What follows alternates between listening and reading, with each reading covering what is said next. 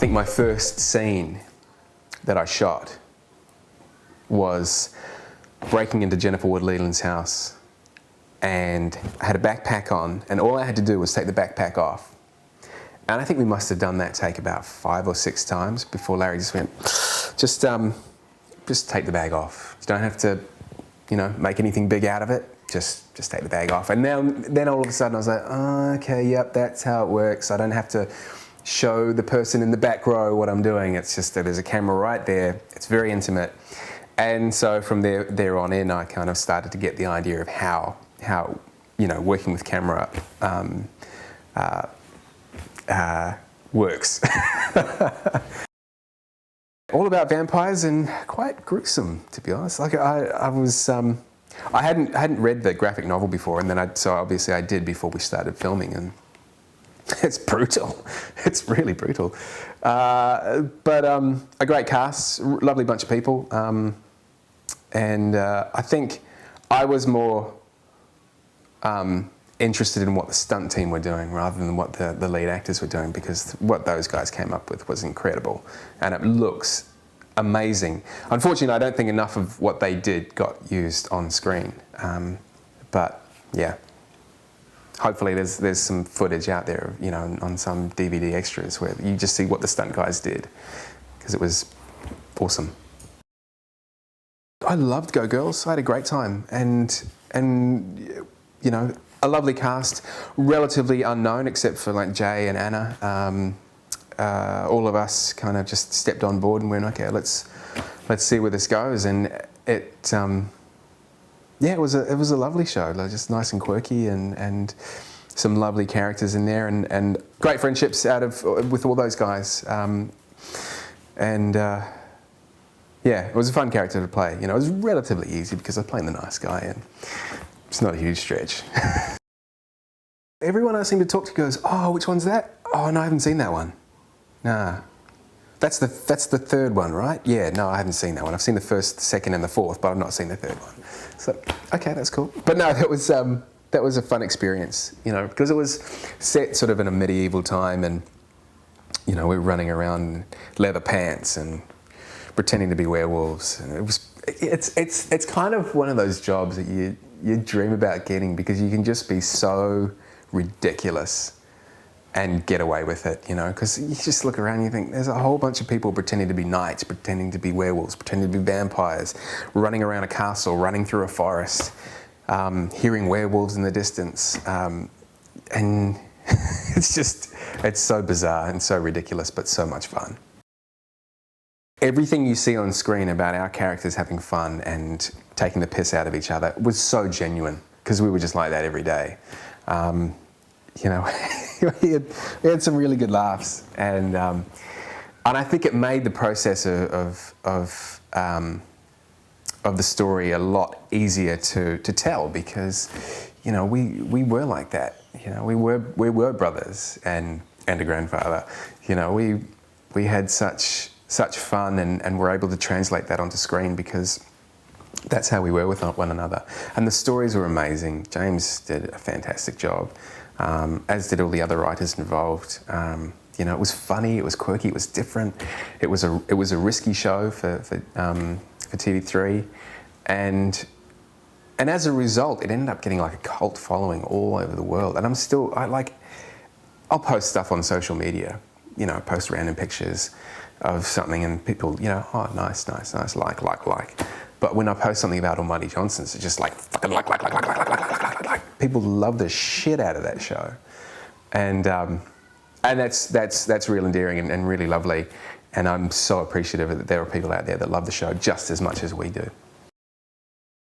I think the production decided it was too much in the budget.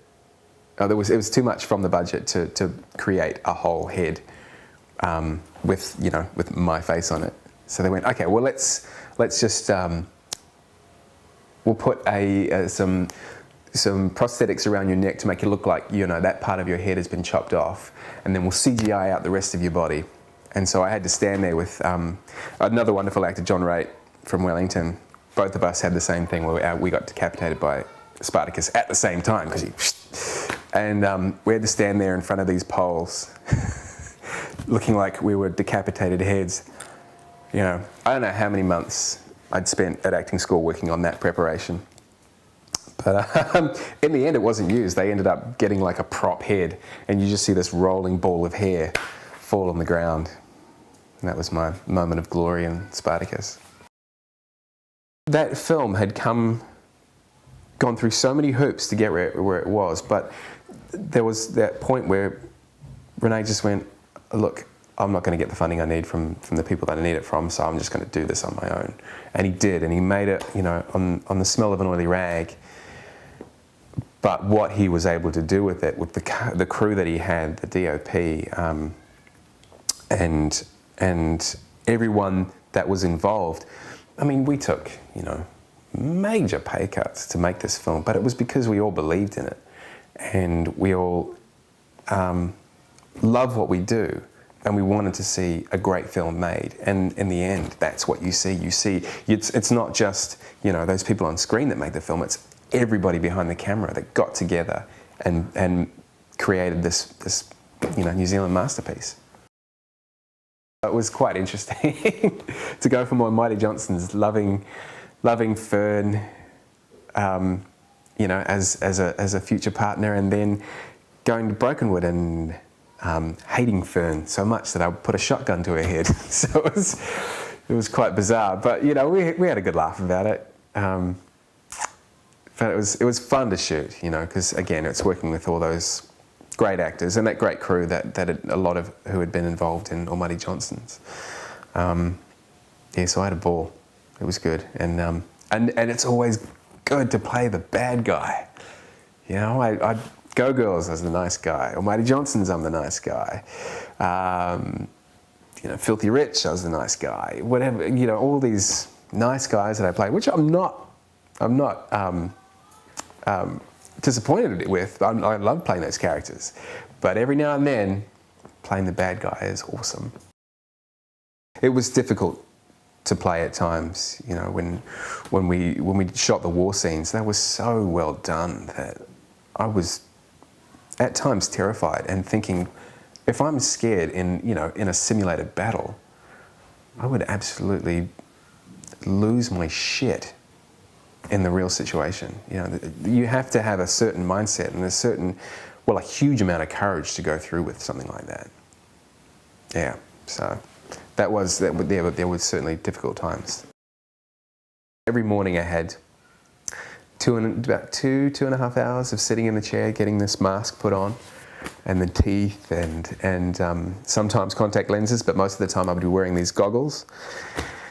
And man, if it wasn't hard enough having the mask on, having these goggles where I had no peripheral vision, and trying to do these massive battle sequences, not knowing where people are coming from, but kind of just having to quickly look around, keep fighting, look around. And it was amazing that, you know, I didn't get hurt because there were some close calls in there. But it was interesting. As an actor, it's always interesting to play those roles and look in the mirror and see this different face, because you know, we're so used to presenting ourselves, our own features out there as a character, that all of a sudden the character's created for you, and all you do essentially is just voice it. And that's pretty cool. You know, there's kind of no inhibitions there, because you're like, well, it's not me. People won't even tell it's me. So I can be as ridiculous as I want. I'm not a presenter. So what you see me doing on screen is me. I'm relaying information and doing it in a way that people can not feel threatened or intimidated by, you know, because you get so many people saying, you know, you got to do this, you got to do this, you got to do this. This is what you should be doing to your house, and it's kind of like, oh, it's kind of information overload. And there is a lot of information in the energy spot, but if you can deliver it in a way that people can, where it's kind on the ear, and people can somewhat relate to you. Because me as a homeowner and a family man, you know, I speak from the heart when I'm saying that stuff. As ridiculous as that might sound, I'm being genuine, you know, because I, for one, want to save money around the house. And so I'm just saying to people, look, you know, you can too. And at the same time, it's been very helpful financially with looking after my 5 children.